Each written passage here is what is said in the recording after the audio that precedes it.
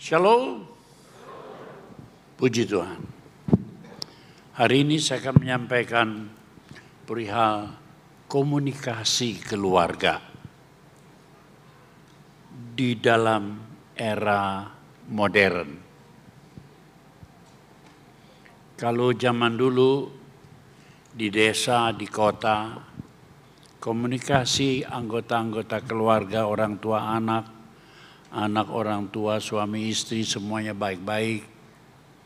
Tapi di era modern, segala macam alat teknologi yang maju itu membawa akibat dalam komunikasi antara anggota-anggota keluarga. Kita lihat keluarga itu adalah satu kesatuan. Inti daripada masyarakat, bangsa, negara itu ada di dalam keluarga. Kalau keluarga sehat, masyarakat sehat, bangsa sehat, negara pun kuat. Tapi kalau intinya yaitu keluarga itu tidak sehat, banyak di sana yang tidak baik, maka itu membawa akibat sampai negara pun tidak baik, sudah sekalian. Karena itu kita mesti menjaga komunikasi dalam keluarga yang baik. Kalau dalam masyarakat itu banyak keluarga yang baik, masyarakat baik, negara baik, bangsa baik, maka negara itu akan maju. Kita harus menjaga hubungan orang tua, anak, istri, suami dengan tujuan membentuk kasih sayang, kerjasama,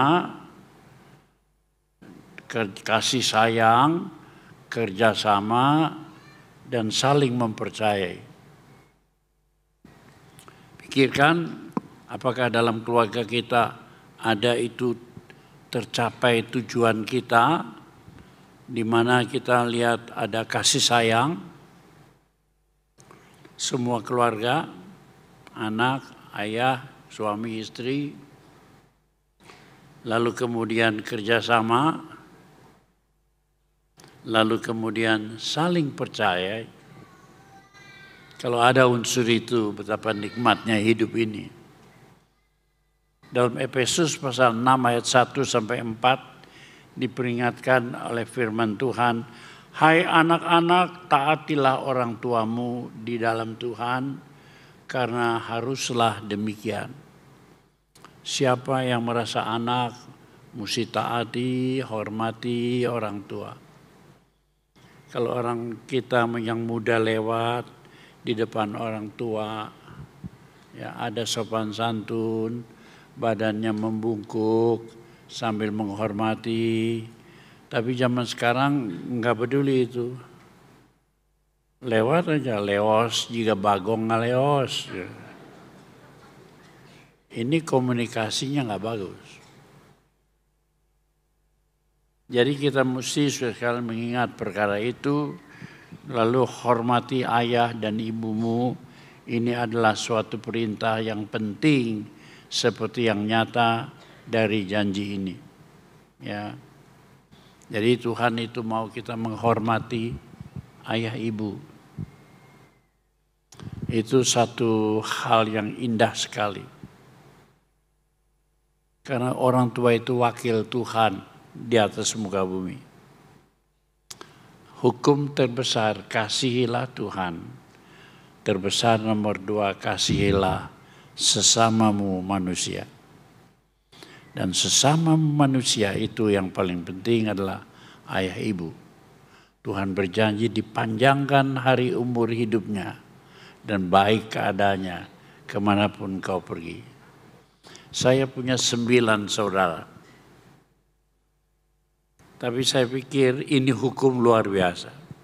Kalau aku bisa hormati Tuhan, hormati papa mama, pasti aku panjang umur. Dan aku pasti berbahagia. Ternyata benar.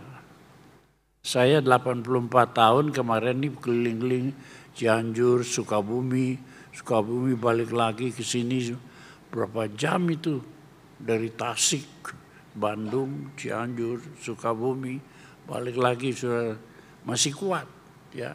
Dahinya masih kenceng, saudara sekalian. Ini anugerah Tuhan.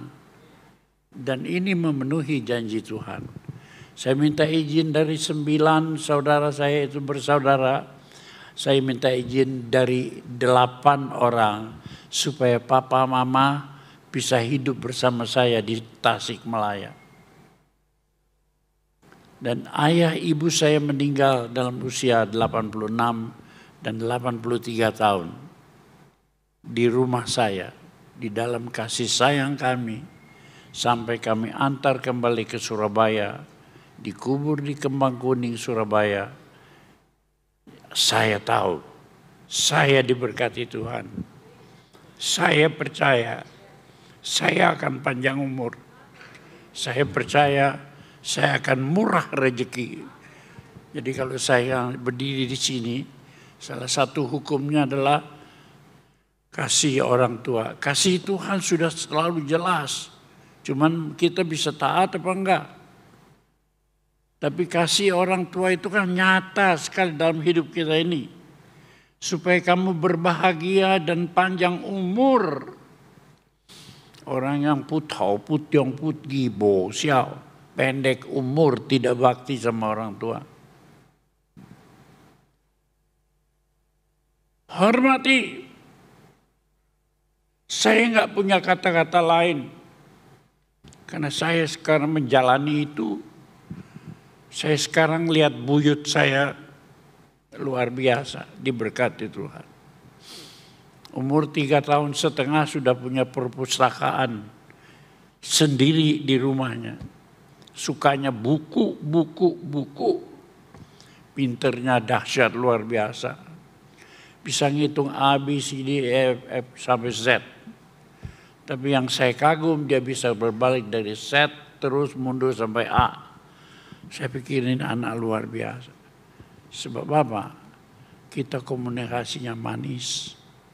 Di mana saja, kapan saja. Kemarin sekalian yang 2 tahun setengah buka di HP saya, dibilang, Kongco, Maco, OTW. Mau sampai ke rumah di jalan. Yang 2 tahun setengah, OTW. Hanya ngomong gitu aja hati saya bunga, sukacita luar biasa. Ini luar biasa dan Tuhan bilang supaya kamu berbahagia dan panjang umur. Dan kamu bapak-bapak jangan bangkitkan amarah di dalam hati anak-anakmu, tetapi didiklah mereka di dalam ajaran dan nasihat Tuhan. Orang sekarang tidak peduli atau sedikit memperhatikan anak-anaknya. Mereka pikir kirim ke sekolah yang baik udah cukup. Sekolah yang baik itu diukur dari otaknya, bukan dari hatinya.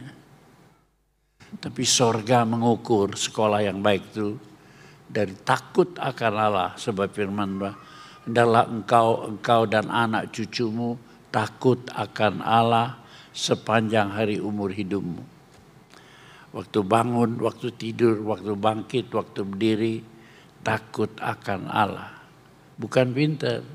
Pintar itu buat cari duit. Banyak orang pintar, malah sombong. Sombong itu paling dekat sama neraka. Sebab malaikat Lucifer itu menteri dalam negeri Allah. Ya, Lucifer, Michael itu menteri peperangan. Jibril menteri penerangan, Michael menteri pertahanan. Ya. Pertahanan pergi ke sana kemari, jaga negara surga. Ya. Lalu kemudian Jibril turun naik kasih berita. Tapi ini Lucifer terus menjaga menteri dalam negeri, jaga kerajaan surga, kepingin jadi seperti Allah. Aku akan mengatasi bintang-bintang di langit. Yesaya 14 berkata itu. Dan oleh karena sombongnya ingin jadi seperti Allah. Itu sebabnya dia dibuang. Dan orang sekarang gampang saja, kalau banyak duit sombong. Kalau titel gelarnya banyak sombong. Paling dekat sama neraka. Karena itu kita mesti melihat tujuan komunikasi keluarga ialah untuk memprakarsai interaksi antara anggota-anggota keluarga. Jadi kalau kita menjadi anggota satu keluarga butuh interaksi. Jadi ada aksi dari sini, ada aksi dari sini. Ada hubungan yang baik, teguran yang baik dari sini, ada jawaban yang baik juga dari sini. Tapi keluarga sekarang tidak begitu. Papanya negur, anaknya merengut. Paling papanya mendidik, jangan begitu. Itu dia pikir sudah mendidik. Itu bukan mendidik, itu memarahi. Kalau anak terus dimarahi jadi blow on. Atau jadi pemberontak, pilih dua. Blow on dimarahi atau jadi pemberontak. Bahkan banyak anak-anak sekarang membunuh orang tuanya. Karena salah didik sudah sekalian. Tapi kita mau mendengar firman Allah. Sebab di dalam Filipi 2 ayat 4 dan 5 dikatakan, dan jangan tiap-tiap orang hanya mementingkan, memperhatikan kepentingan sendiri. Banyak orang dagang tidak memperhatikan anak-anaknya. Kepentingan sendirinya ucuan, banyak ada untung, ya. Hento ciana, banyak uang. Sehingga mendidik anak itu asal-asalan. Budi pekertinya jelek sekali. Saya sekarang sedang berurusan dengan satu keluarga. Mereka tunggu saya di Jakarta. Ya. Kenapa? Komunikasinya tidak baik. Ayah ibu, saya selidik-selidik. Ayahnya orang Solo. Lemah lembut. Ibunya orang Jakarta, pintar cari duit. Kemudian dagangannya jauh lebih penting daripada dagangan suaminya. Karena dikasih modal oleh ibunya. Jadi hebatlah si bini ini. Lalu rusaklah si anak. Tanggal 18 saya 17 ada perjanjian sama mereka. Mesti diperbaiki. Tapi saya bingung bagaimana mungkin memperbaiki keadaan begini. Sebab firman Tuhan bilang kalau orang di atas 19 tahun itu mau dirubah susah sekali. Udah rusak, udah putau, putyong, tidak bakti sama orang tua. Gimana merubahnya? Alkitab cuma tunjukkan satu. Dia harus lahir baru. Dan untuk lahir baru itu tidak mungkin kalau papanya tidak lahir baru. Kalau mamanya tidak lahir baru. Kalau mamanya tidak sombong mengatasi suaminya. Orang Solo lemah lembut, suaminya waduh. Istrinya waduh, suaminya DKI di bawah kelek istrinya. Macam begini mau berbahagia, suwelah. Wanita, siapa merasa dirinya hebat bisa cari duit banyak. Jangan sombong, dekat sama neraka. Nomor 1 neraka di dunia, komunikasi dalam keluarga hancur. Nomor 2 neraka yang akan datang.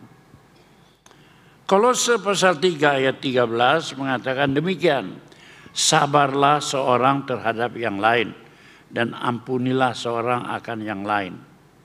Apabila yang seorang menaruh dendam terhadap yang lain, sama seperti Tuhan telah mengampuni kamu, kamu berbuat juga demikian. Saya dan istri saya ini bertentangan. Saya seorang perfeksionis, selalu ingin hal itu bagus, sempurna, teratur. Tapi istri saya easy going. Santai saja. Jadi bisa saudara bayangkan secara manusia, saya ulangi, secara manusia. nggak ada pemecahan masalah. Saya terus sedih, bagaimana ini? Saya ingin mengubah dia. Tapi ya, udah begitu aja. Komunikasinya bagaimana? Ternyata sampai tua juga nggak bisa dirubah. Saya baru sudah merayakan ulang tahun pernikahan tanggal 26 Mei kemarin. Juga nggak bisa berubah. Tapi pemecahan masalahnya adalah belajar rela menerima segala sesuatu sebagaimana adanya. Loh adanya begini ya diterimalah. Ini kan istri saya. Ya. Indung budak. Omana incu kudu disayang. Tahan, sabar. Kalau nggak sabar, marah. Kalau marah sudah, kasih ampun. Selesai. Orang zaman sekarang tidak bisa kasih ampun. Itu dosa yang terbesar. Makanya nasib orang banyak sial. God give me the serenity to accept the thing that I cannot change. Berikan aku kerelaan hati untuk menerima apa yang aku tidak bisa robah. Kalau kita semua berdoa begitu dan rela menerimanya, surga dalam rumah tangga. Surga dalam rumah tangga. Komunikasinya indah. Komunikasi keluarga itu sudah sekalian harus ada kesiapan hati. Kita kan punya keluarga, kakak, adik, mama, papa. Harus siap hati untuk membicarakan setiap hal secara terbuka. Yang baik atau yang buruk, bicarakan secara terbuka. Tapi jangan dengan marah-marah, jangan dengan bentak-bentak. Nggak ada orang yang bisa dibentaki jadi baik. Rubahnya itu dengan kasih sayang, dengan doa, pasti berubah. Siap untuk menyelesaikan masalah dengan kesabaran, kejujuran, dan keterbukaan. Harus sabar. Sebab firman Tuhan mengajarkan dalam Amsal pasal 11 ayat yang ketiga. Orang yang jujur dipimpin oleh ketulusannya. Kejujuran ada? Ya. Harus jujur, harus terbuka.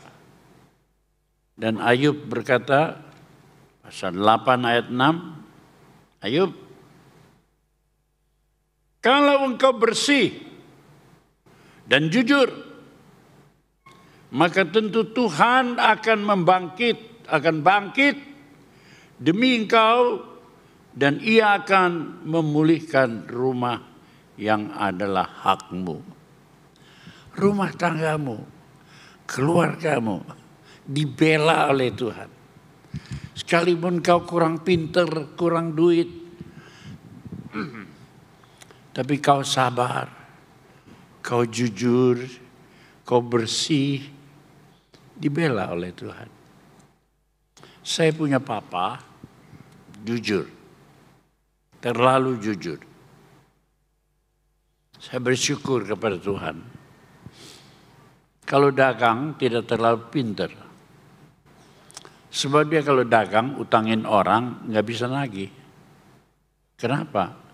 Habis dia sendiri buat makan nggak bisa. Bagaimana mesti bayar utang sama kita? Ya udahlah.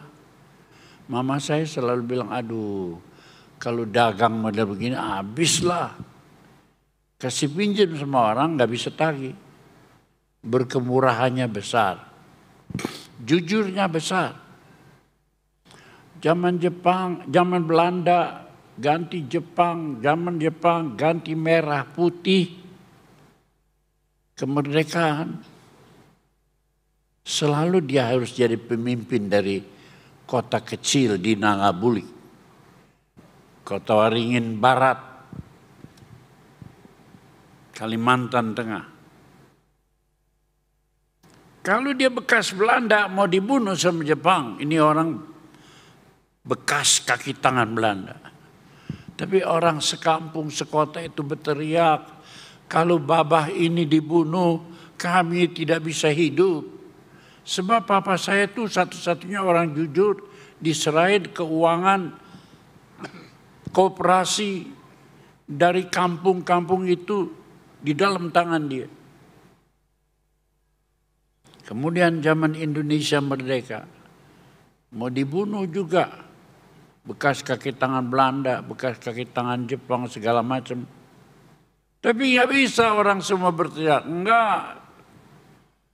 Saking jujurnya sudah sekalian, dia nggak bisa jadi orang kaya.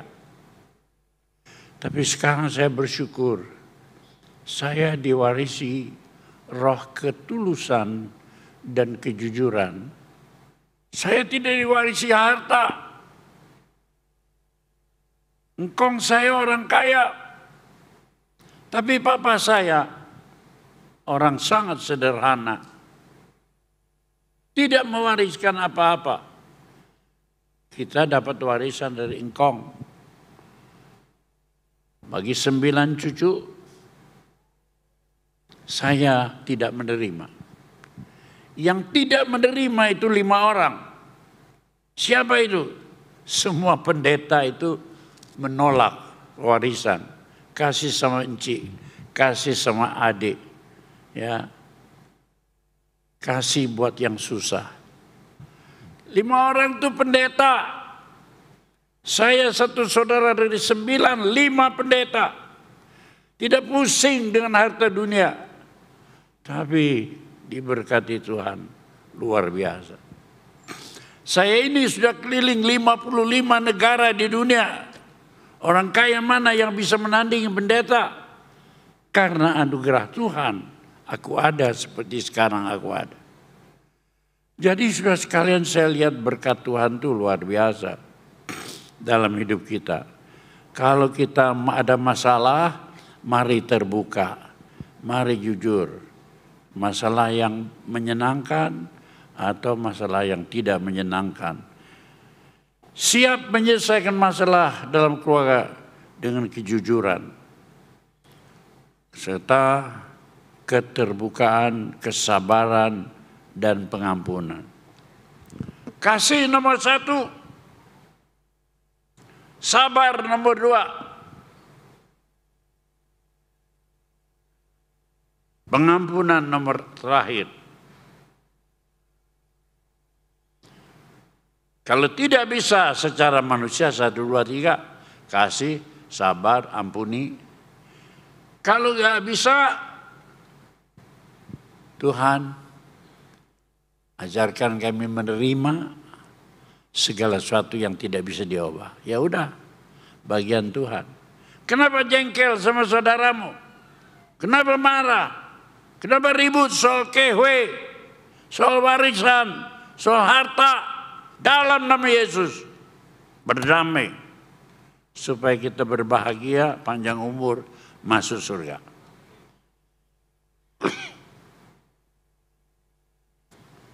Saudara, saya akan bilang sama istri saya itu, yang satu perfeksionis, yang satu easy going. Bagaimana bisa berbahagia? Saya baru merayakan pernikahan berlian 60 tahun di hotel besar Pullman. Aduh, saya pikir kalau tidak ada pengampunan di mana-mana, jangan mengharapkan surga di dunia, surga di sana. Orang Kristen harus memberi pengampunan karena kita ini berdosa semua. diberi ampun oleh Tuhan Yesus. Lah orang yang diberi ampun ini gak suka ngampuni orang. Dosanya segunung diampuni oleh Tuhan Yesus. Ayo kita memiliki hati seperti Tuhan Yesus. Jadi komunikasi keluarga itu akan menjadi baik. Itu tujuannya. Dan kalau komunikasi keluarga baik, rumah tangga baik, keluarga baik, anak cucu berbahagia. Saya beritahukan, saya sudah keturunan ke-6 sampai dengan band buyut saya itu berkomunikasi karena punya komunikasi nomor 1 dengan Tuhan. Saya dapat iman dari oma saya namanya Pang Uinyo. Seorang yang takut akan Allah. Dan dari 9 cucunya, saya adalah cucu yang selalu ngikut si oma. Nganter oma. Ngajar oma menyanyi. Do, re, mi, fa, sol. Indahlah bukit, indah matahari, dan bulan-bulan dan bintang. Tetapi Yesus jauh lebih indah. Yang ngajarkan do re mi saya. Sehingga kita bisa sama-sama menyanyi. Dan saya bersyukur roh oma itu turun atas saya. Turun atas saya. Dan dari saya adalah orang Kristen pertama dari saudara-saudara. Saya bagikan pada kakak adik saya di Pulau Jawa. Kemudian saya doakan buat mereka yang masih di Kalimantan. Dan akhirnya Tuhan berjalan luar biasa. Karena itu sudah sekalian kita diberkati oleh Tuhan. Nah sekarang sudah sekalian di era modern ini. Kita punya alat-alat komunikasi yang dahsyat. Teknologi memberikan hasil yang baik. Sehingga manusia diberi kemudahan-kemudahan dalam pekerjaannya. Bagaimana tidak mudah? Dulu kita melayani restoran ngantarkan sendiri. Sekarang yang ngantarkan makanan di restoran pakai robot. Cukup nomor 23, tek, robotnya jalan ke meja 23 tanpa menabrak. Luar biasa. Sekarang ilmu robot tinggi. Komunikasi kita detik ini kita mau hubungan dengan orang di Amerika bisa. Saya punya cucu di Singapura bisa. Saya punya cucu di London sekarang studi hampir selesai. Komunikasi bisa, gampang, mudah. Oh, luar biasa.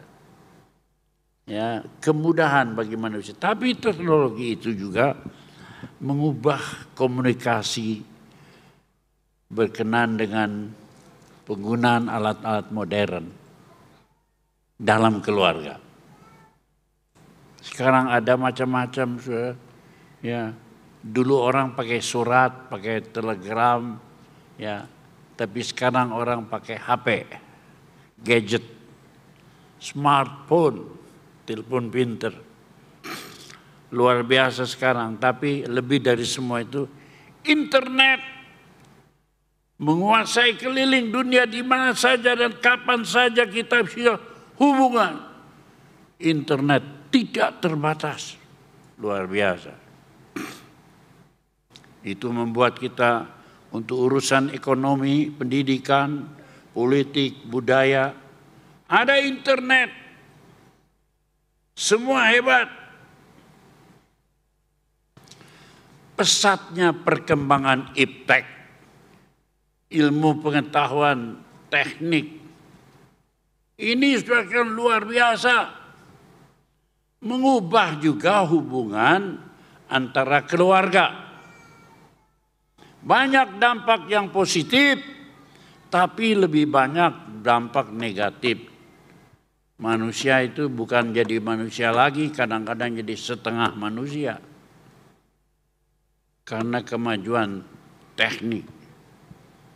Saya beberapa kali ke Jepang. Jepang itu majunya luar biasa. Tapi keluarga Jepang tidak puas. Dan negara yang paling banyak tempat bunuh diri itu ada di Jepang.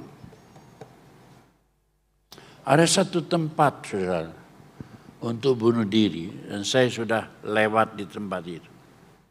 Siapa yang mau bunuh diri, silakan masuk ke hutan itu. Ada penjaganya, ada diberi nasihat. Tapi kalau enggak, silakan di sana. Jadi ada tempat gantung diri, ada tempat makan obat, ya segala macam. Yang paling tidak puas itu adalah negara Jepang. Sekarang mereka orang Jepang tidak mau kawin. Sebab kawin itu punya anak, punya tanggung jawab. Kalau komunikasinya kurang baik, keluarganya pecah. Itu tidak baik kan. Jadi lebih baik tidak kawin. Bagaimana memuaskan hawa nafsunya? Gampang. Bikin boneka yang cantik, empuknya kayak spons gitu ya. Cantik lagi, menarik, dikasih perlengkapan teknologi. Sama. Jadi kalau tidur malam dihubungi seperti suami istri, puas. Tapi benda mati itu. Sekarang pemerintah Jepang kalang kabut. Sebab orang tua Jepang panjang umur, generasi muda, generasi kerja, generasi yang aktif kurang. Dah, serba salah juga. Nggak punya anak, salah. Punya anak, salah. Jadi pemerintah Jepang lagi kebingungan sekarang. Gara-gara kemajuan perkara-perkara modern ini, ya orang Jepang nggak mau kawin. Tapi akibatnya negara dan bangsa berakibat. Sekarang siapa yang mau kawin, siapa yang punya anak diberi subsidi. Waduh enak ya. Jadi saudara sekalian, ini hal-hal positif dan negatifnya. Karena negatifnya itu sudah kan, karena orang semua masing-masing misalnya punya gadget, punya HP, hubungan kasih sayang ini berubah. Orang bisa pakai gadget tapi tidak punya hubungan batin yang baik. Suami istri nggak bisa. Gadget itu sudah sekalian orang sibuk masing-masing, maka manusia itu sudah emosinya juga beku. Kalau kita punya istri kan kita bisa peluk, cium, emosinya wajar. Saya kalau ketemu cucu, apalagi buyut, semua latihan cium di sini. Peluk, cium. Orang dari jauh aja mau menuju ke rumahnya Rubin, ya. Mereka dari rumahnya masing-masing. Kong, OTW, Maco, OTW. Aduh, datang peluk, datang cium. Ini kebahagiaan, ini surga di dunia. Berbahagialah orang yang rendah hatinya, karena ia empunya kerajaan di sorga. Orang sombong gak bisa berbahagia. Sombong karena banyak duit, sombong karena banyak titel. Saya juga bertitel. Masternya dari Amerika, doktornya dari Jogja. Tapi saya kalau sombong nggak bisa jadi pendeta. Cirinya jadi pendeta ada rendah hati. Berbahagialah orang yang rendah hatinya karena ia mempunyai kerajaan sorga. Matius 5. Orang yang sombong nggak bisa berbahagia, nggak bisa jadi pendeta. Ikutlah aku sangkal diri, pikul salib. Orang mau jadi pendeta harus sangkal diri, jangan akunya yang gede, Yesus yang gede. Harus sudah sekalian merendahkan diri. Harus berani tanggung jawab, pikul salib, menyangkal diri. Juga kalau kita jadi pemimpin keluarga yang baik, ayah yang baik, ibu yang baik, harus bisa menggunakan sangkal diri. Tapi dengan kemajuan teknologi sekarang telah mengubah komunikasi antara keluarga. Pesatnya perkembangan iptek itu positif tapi juga negatif. Sehingga keluarga itu tidak bisa mengasihi seperti sewajarnya. Itu yang dikatakan dalam Matius pasal 24 ayat yang ke-12.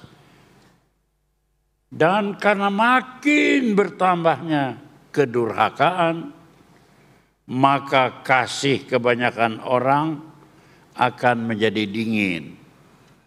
Orang sekarang kan kasih sayangnya dingin, tidak seperti orang dulu. Tidak seperti wajarnya. Keluarga telah kehilangan dimensi sentuhan. Saya sampai saat ini dimensi keluarga masih. Tadi cucu saya, Jovita, naik ke atas. Saya sedang menikmati suguhan minum teh. Dia datang, di muka semua orang nggak apa-apa. Kong, dia cium. Cucu itu, bukan buyut. Oma cium.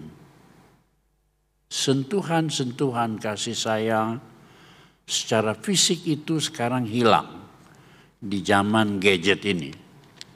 Ada juga dari secara virtual jauh. Ya. Dadah Kong. Gambarnya bukan orangnya. Cium Kong. Gambarnya bukan orangnya. Oh, lagi kita lihat dengan gadget orang yang jauh bisa jadi dekat. Tapi sebaliknya orang dekat jadi jauh. Kenapa? Bisa bebogohan sama pacar gelap, jauh jadi dekat. Dekat jadi jauh. Istri yang ada dekat kita jadi jauh. Ini teknik zaman sekarang banyak merusak. Karena itu angka perceraian di Indonesia lebih dari 500 juta setiap tahun. Angkanya 413.000 perceraian. 543 juta 413.000 perceraian setiap tahun di Indonesia. Masya Allah.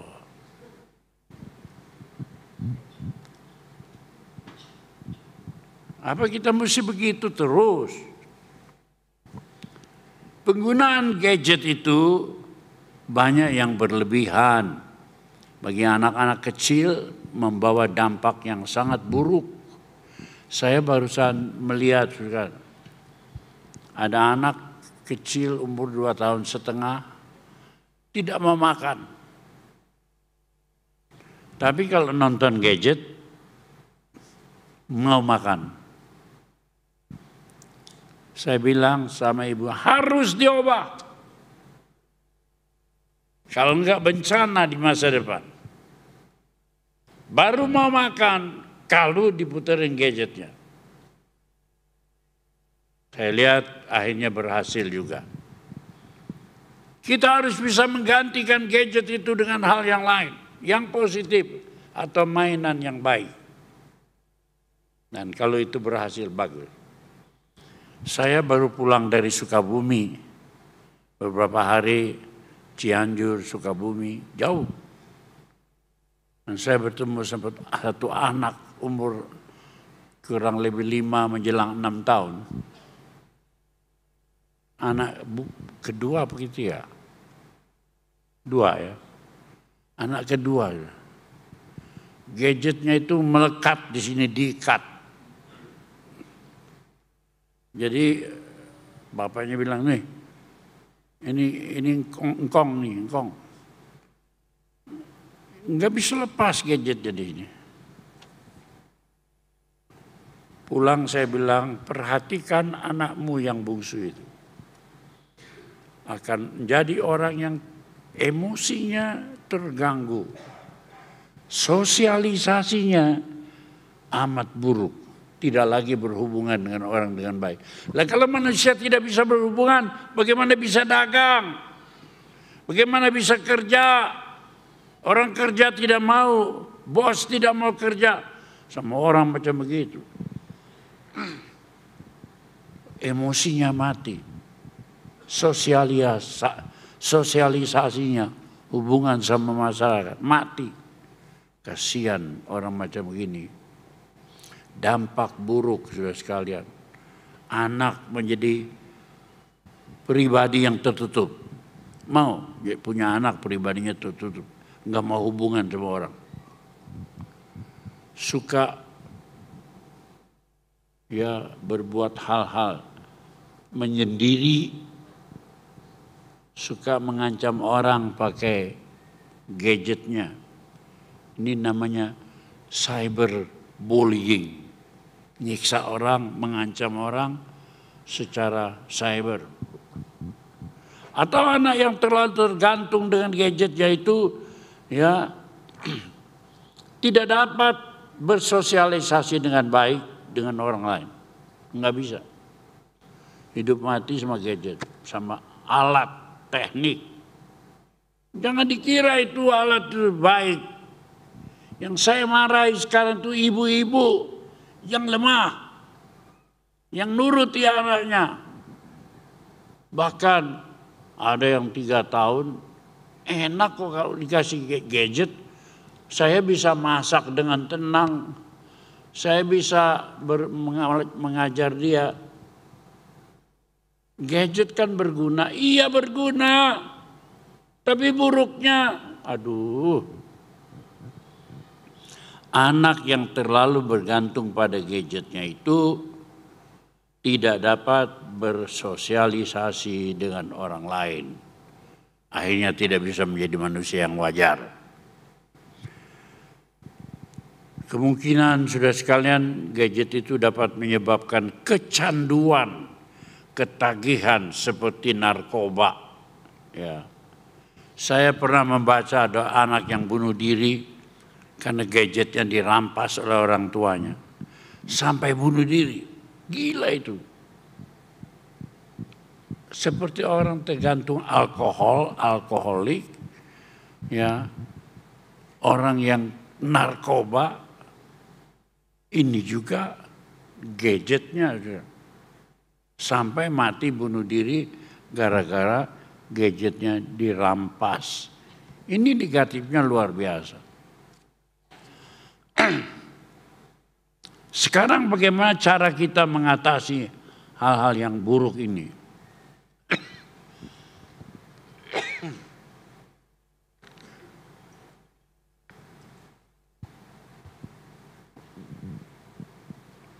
Satu, melalui pendidikan keluarga, bimbingan dan pengawasan dari orang tua. Saya di zaman modern melihat banyak orang tua mengirimkan anaknya ke sekolah yang baik. Bahkan sekolah Kristen. Baik, tidak salah. Tapi saya sangat mencela. Bimbingan keluarga yang terbaik bukan oleh sekolah. Harus oleh bapak mama. Harus oleh orang tua. Kalau kita sungguh-sungguh dalam Tuhan, kita menang. Manusia itu terdiri dari roh, jiwa, dan tubuh. Ya, di langit ada 3 saksi, matahari, bulan, dan bintang. Di bumi ada 3 saksi, angin, air, dan api. Di hidup kita ada 3 saksi, kalau enggak kita enggak bisa hidup. 3 saksi itu roh, jiwa, dan tubuh kita. Tubuh kita memang perlu diberi makan, tapi bukan itu yang terpenting. Jiwa lebih penting dari tubuh. Tapi saya beritahukan hari ini, roh lebih penting dari segala-galanya. Kalau orang punya pengendalian roh, dia juga punya pengendalian jiwa. Dia juga punya pengendalian tubuh. Kalau tubuhnya tidak punya pengendalian, sekarang banyak orang mati karena kebanyakan makan. Saudara boleh datang ke rumah saya, istri saya juga. Makannya kami tidak lebih dari 3 sendok. Supaya sehat. Sekarang coba tanya, perutmu pegang. Perutmu bagaimana ini? Kita harus sungguh-sungguh, makan jangan kebanyakan. Makan firman Tuhan. Bukan dari roti manusia hidup, tapi oleh firman Allah. Hidup sehat, panjang umur, takut akan Allah, dijaga oleh Tuhan, dipelihara oleh Tuhan. Karena itu pendidikan nomor 1 itu dalam keluarga. Yaitu pendidikan roh. Bukan pendidikan jiwa sekolah, bukan. Siapa di sini lagi bangga-bangga anaknya di luar negeri, lagi ambil master, ambil doktor. Apabila Anda bangga karena itu, Anda akan lupa diri dan jadi sombong, dan anakmu tidak akan jadi orang. Apalagi karena banyak duitnya, kalau dia tidak takut akan Allah. Dia kawin lagi, dia berzina, ganti istri, percabulan, persundalan. Anak kita bukannya beruntung, jadi rusak. Saya punya anak, cucu banyak di luar negeri. Tapi saya punya filsafat begini. Kalau kirim anak ke luar negeri, jangan lebih dari 3 tahun. Apa? Jangan lebih dari 3 tahun. Kalau lebih dari 3 tahun, 4 tahun, 5 tahun, 6 tahun, enggak pulang. Budayanya udah berubah.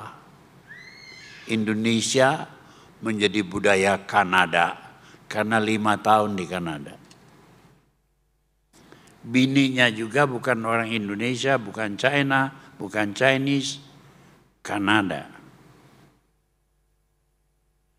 Jadi kalau kita ngirim anak lebih dari 3 tahun, budayanya berubah, suasana hidupnya berubah, cara makannya berubah. Jangan harap pulang ke Indonesia. Saya punya teman banyak yang menangis. Di kereta api saya ketemu seorang bapak menangis.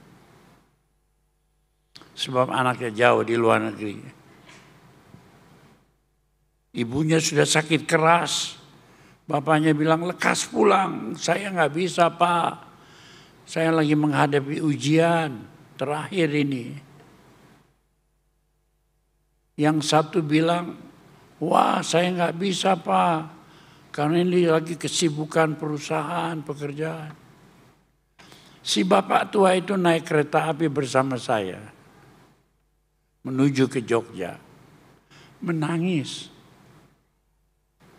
Saya punya teman baik di Bali, 2 anaknya ada di luar negeri, nggak pulang, hilang. Hilang karena jauh, hilang karena tidak cinta. Saya punya teman pengusaha besar, kabel, orang kaya. Tapi akhirnya dia mati bunuh diri. Nggak habis saya mikir. Istrinya udah punya anak, banyak, 3 Pak. Tapi istrinya sering konsultasi dengan saya.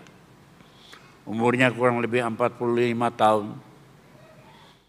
Dia tanya gini, saya mau tanya, saya SD tamat sudah dikirim belajar di Singapura. Apalagi SMP, SMA. Jauh dari orang tua.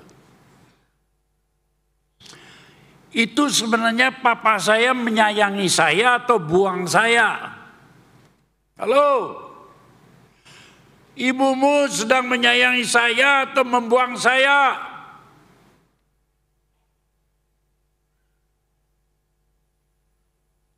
Kebutuhan anak yang terbesar adalah kasih, pelukan,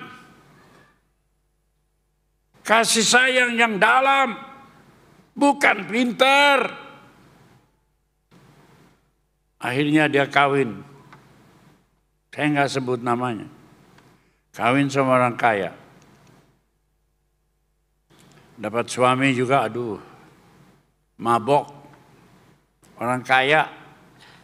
Kalau dia marah sama istrinya, dari mana bisa? Dari Bandung ke Tasikmalaya. Atau dari Jakarta ke Bandung. Dia marah sama istrinya dalam mobil. Dibukanya mobil, suruh keluar, tinggal di jalan. Gak tahu diapain orang. Aduh Tuhan, orang kaya kok begini. Karena komunikasi dalam keluarga itu gak benar. Jangan santai kalau hari ini komunikasi keluargamu tidak baik. Perbaiki terus dan menangis di bawah kaki Tuhan. Panggil pendeta hari depan, minggu depan. Saya akan mengurusi keluarga yang bermasalah. Anaknya rusak. Udah putus asa baru dia datang panggil pendeta. Saya dipanggil sejak bulan lalu. Belum bisa ketemu, saya terlalu sibuk. Nanti tanggal 17 saya bisa ketemu. Komunikasi keluarga menghancurkan. Dikiranya banyak duit itu membawa bahagia. Karena duit anak itu jadi nakal. Saudara lihat itu kasusnya Dani, anaknya siapa? Orang kaya. Itu kan Kristen itu. Berzina sama gadis umur 15 tahun. Kemudian menyiksa orang. Lalu terbongkar kasusnya. Ternyata bapaknya koruptor besar. Lalu sekarang itu banyak polisi-polisi ya. Jaksa-jaksa melihat siapa yang kelakuannya suka show, kekayaan, tasnya yang banyak. Ikuti terus, dari mana dia dapat duit? Ini penyelewengan, tangkap. Ayo siapa berani pamer sekarang ini? Hermesnya berapa puluh juta itu harganya.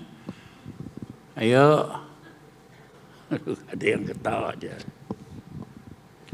Zaman sekarang, wanita-wanita sombong-sombong. Aduh. Dia nggak tahu dia akan mati. Manusia itu disebut 92 kali dalam kitab Yesezkiel dengan sebutan Ben Hadama. Ben itu bin. Kalau kita Ahmad bin Burhan. Nah kita manusia ini 92 kali disebut Ben Hadama. Artinya hei anak tanah.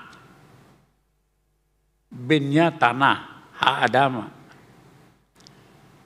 Kita ini anak tanah 92 kali.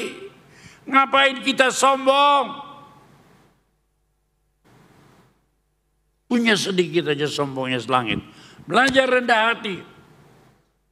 Datang kepada saya tumpang tangan. Supaya dilepaskan dari roh kesombongan.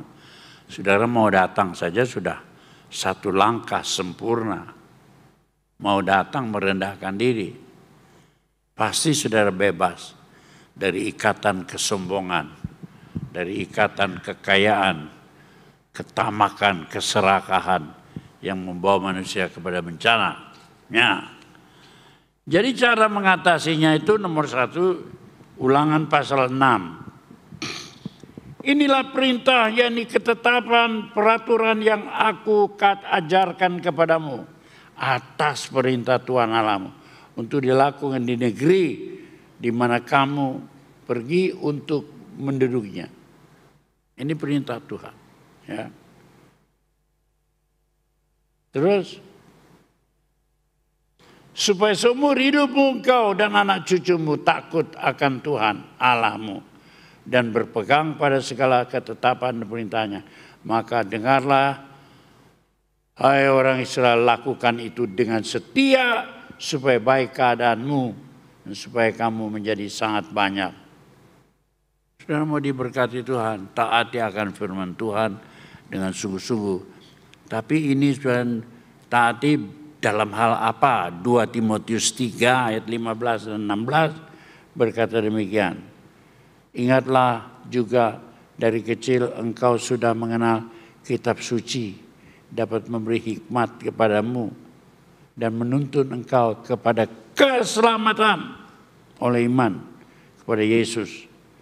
Segala tulisan yang diilhamkan Allah memang bermanfaat untuk mengajar, untuk menyatakan kesalahan, untuk memperbaiki kelakuan, dan untuk mendidik orang dalam kebenaran.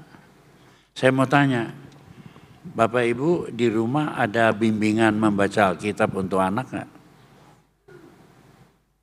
Halo? Ada bimbingan untuk baca Alkitab untuk anak nggak di rumah?